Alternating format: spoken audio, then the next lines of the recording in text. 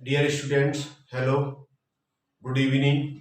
आज हम इस क्लास में प्रश्नावली 5.1 का प्रश्न क्रमांक 1 हल करेंगे, जिसमें प्रश्न सवाल नंबर सेकंड है इसमें। और इससे पहले जो वीडियो डल चुका है उसमें सवाल नंबर फर्स्ट हो चुका है। किसी कारणवश यानी वो वीडियो पूरा नहीं हो पाया था। इस वीडियो में हम इसके 3 सवाल और बचे हैं, उन्हें हम इस वीडियो में हल करेंगे। इसमें दे रहा है किसी बेलन में उपस्थित हवा की मात्रा जबकि वायु निकालने वाला पंप प्रत्येक बार बेलन की शेष हवा का 1/4 भाग बाहर निकाल देता है। यानी कि इस जो शेष हवा है ना, उसका 1/4 भाग क्या है, पंप द्वारा बाहर निकाल देता है। तो यहां लिखेंगे यानी जो हवा पंप बेलन में हवा की मात्रा हम यहाँ पर मानेंगे। माना कि बेलन में उपस्थित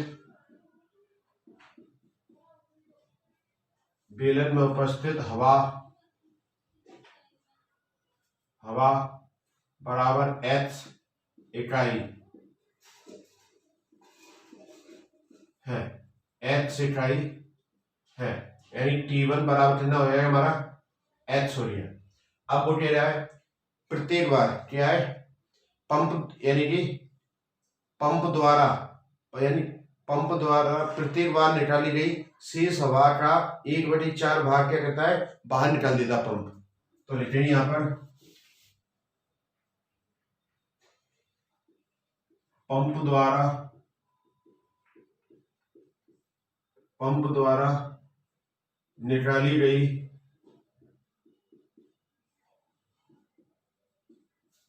हवा बराबर x यानी कुल हवा का 1/4 भाग, क्या कर देता, वो बाहर निकाल देता है।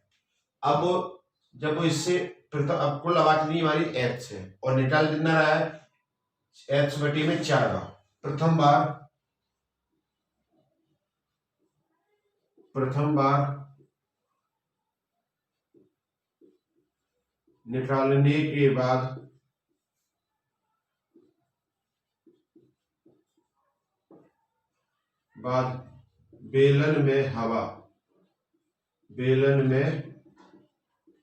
बेलन में जो शेष हवा यानी प्रथम बार हवा निकाल देगा, इतनी हवा निकाली कितनी में से, h/4 भाग। यानी कुल हवा h में से एक h/4 भाग क्या कर रहा है, बाहर निकाल रहा है, यानी T2। 4 एलसीएम 3/h बराबर 4/h यानी कि 3/h। अब यानी कि 3h/4। ये क्या है, इस समय प्रेजेंट में प्रथम बार निकालने के बाद में अब इतनी हवा क्या है, शेष बची है। अब इसी प्रकार लिखेंगे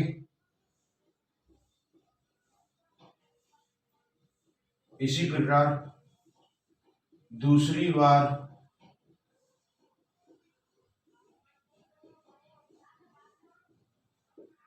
बार निकालने के बाद बेलन में हवा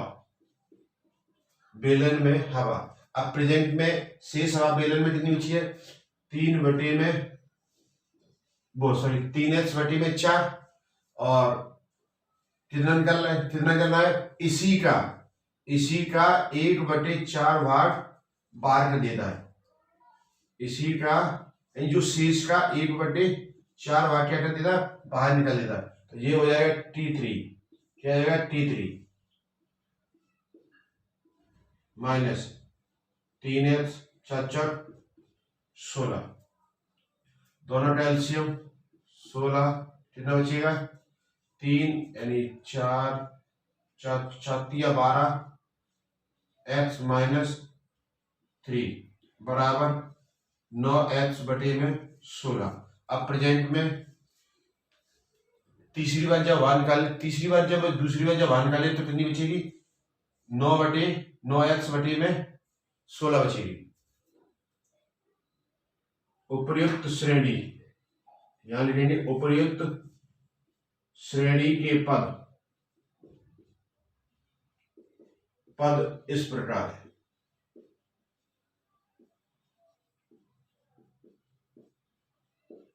अब उपयुक्त श्रेणी है ना, जिस श्रेणी बनी हमारी T1, T2 और T3, यानी H, 3H/4, 9H/16।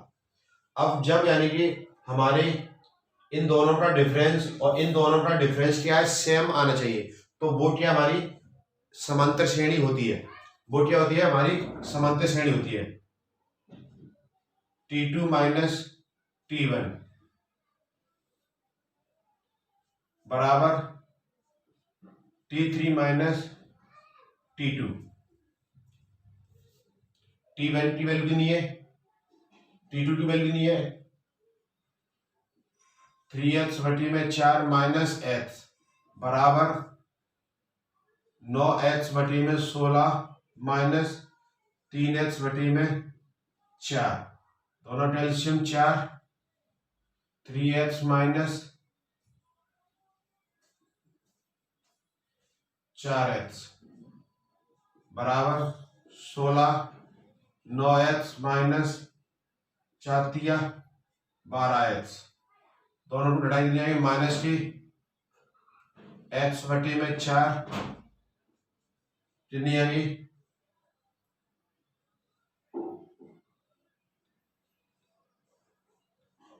12 में से 9 जाएंगे, कितनी बचेंगी 10 11 12 3H माइनस की 3H/4। अब ये दोनों क्या हमारे सेम नहीं है, तो यहां लिख देंगे बराबर नहीं, तो यहां लिख देंगे T2 माइनस T1 बराबर नहीं T3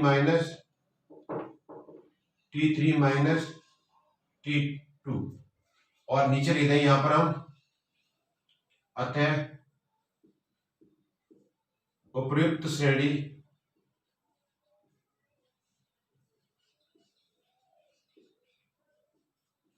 समांतर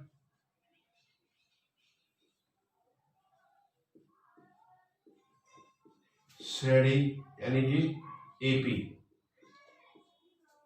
नहीं है। इस प्रकार दोस्तों हमने सवाल नंबर 2 हल किया है, आप नोट कर लो। सवाल नंबर 3 करेंगे इसके बाद।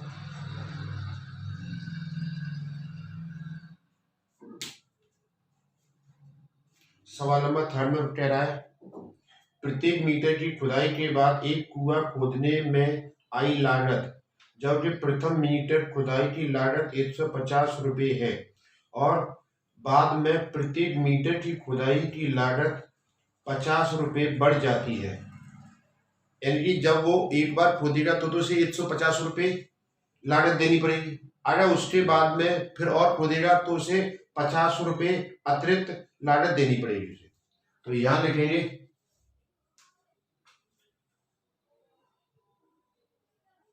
दिया है,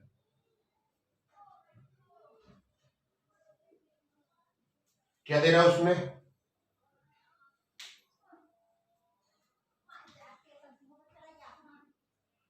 प्रथम मीटर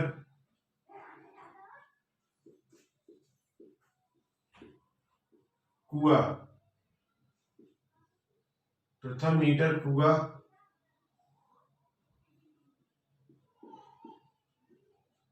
खोदने की लागत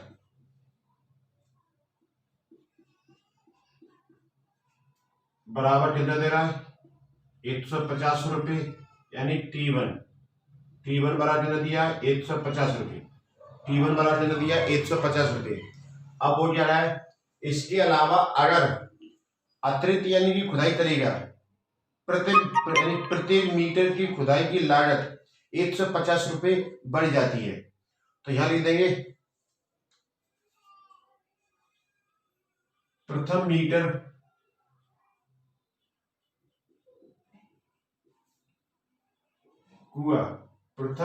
कुआं खोदने के बाद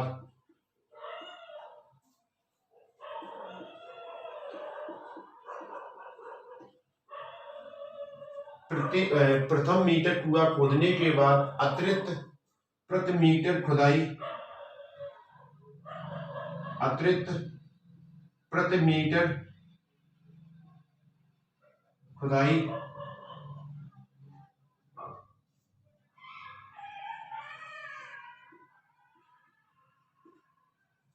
50 रुपये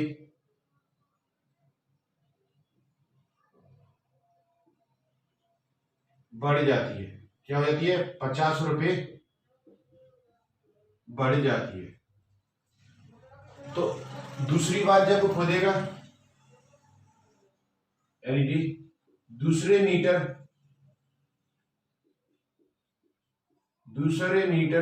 कुआं खोदने की लागत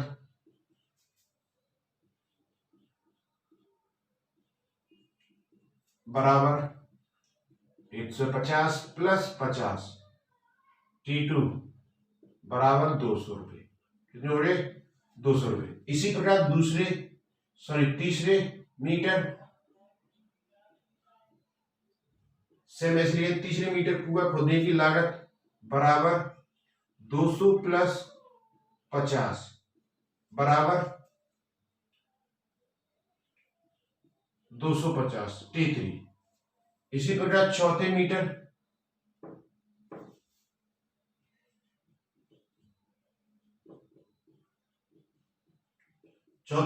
कुआं खोदने की लागत बराबर 250 प्लस 50 बराबर T4 बराबर 300 रुपये। कितने हो गए? 300 रुपये। तो इस प्रकार की हमारी ये एक उपयुक्त श्रेणी बनी है। इस प्रकार श्रेणी बराबर क्या प्राप्त हो रही है हमें?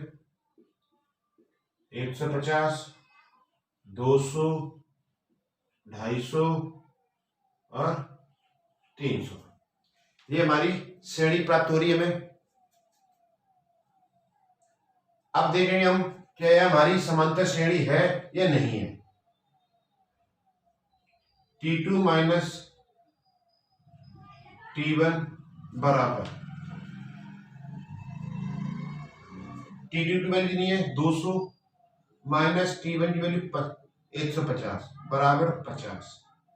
जी क्या है? डिफरेंस है। डी लिख सकते वाली क्या लिख सकते? डी लिख सकते। इसी प्रकार T3 माइनस T2 बराबर 250 माइनस 200 बराबर 50। इसी प्रकार और दे सकते हैं T4 माइनस T3 300 माइनस 250 बराबर 50। यानी हमारा जो सार्वंतर है वो कैसा है? समान है। यहां सार्वंतर समान है।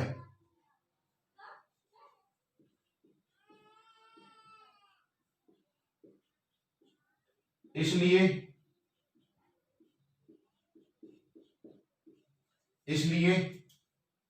यह एक समांतर श्रेणी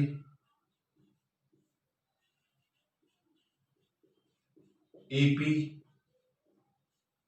है। इस प्रकार ये हमारी क्या है? एक समांतर श्रेणी है। आप नोट कर लो। इसके बाद चौथा सवाल कराएंगे।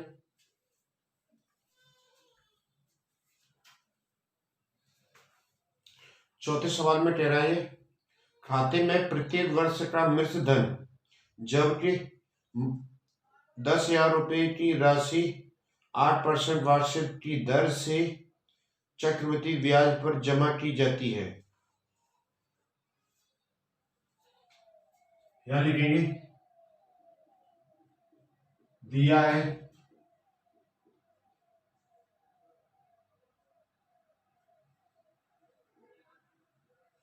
मूलधन बराबर 10,000 रुपये दर बराबर 8% दी है। दर क्या दी है? 8% दी है। अब एक प्रथम वर्ष के अंत में मृत धन, प्रथम वर्ष के अंत में मृत धन बराबर क्या होगा? इसका फॉर्मूला जो चक्रवृद्धि ब्याज वाला होता है वही लाएंगे हम। 10,000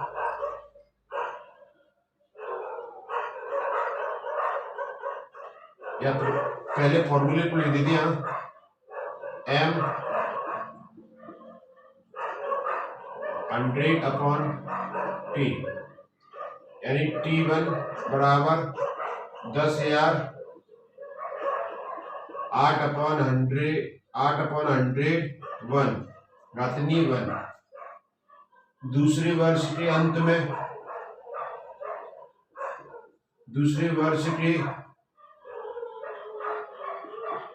में मृत धन,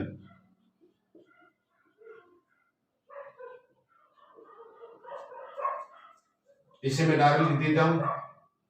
T2 बराबर 10,000 1 + 8/100 दूसरा वर्ष है, घात 2 डाल। तीसरे वर्ष के अंत में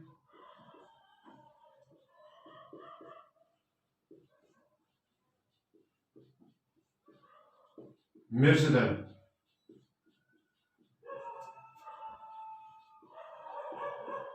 T3 बराबर 10,000 8/100 घात Q यानी 3। चौथे वर्ष के अंत में लिखेंगे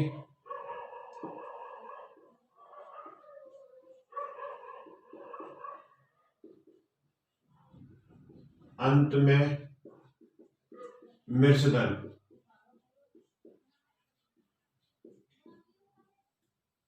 T4 बराबर 8/100 घात 4।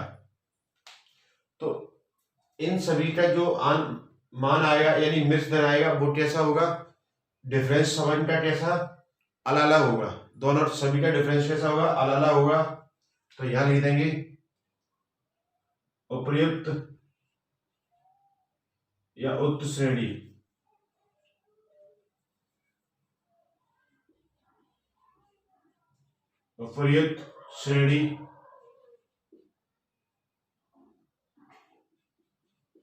बराबर क्या हो रही है? 10,000 + 1 ऐसे सॉल्व कर लेते। 100 और 108 कितना होगा? 108/100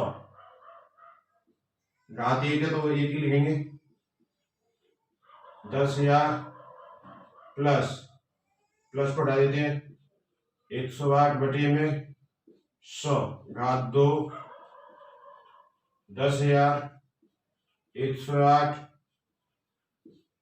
घात 3। 10,000 108 100 घात 4 है। तो इन सभी का डिफरेंस क्या है? सेम नहीं होगा। तो यह देंगे अतः उपर्युक्त श्रेणी